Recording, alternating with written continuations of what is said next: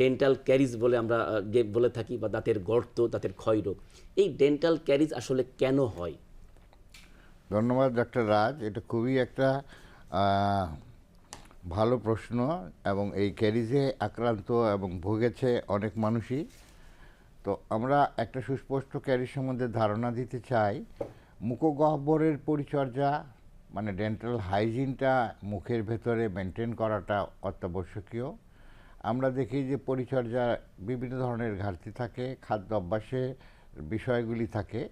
এগুলির কারণে দন্ত ক্ষয়রোগ অথবা ডেন্টাল ক্যারিজ এগুলি স্বাভাবিক সুস্থ দাঁতকে কোনো জায়গায় ক্ষত করে। প্রথম এনামেল, তারপরে ডেন্টিন, তারপরে ডেন্টাল পাল্প অথবা দাঁতের মজ্জা।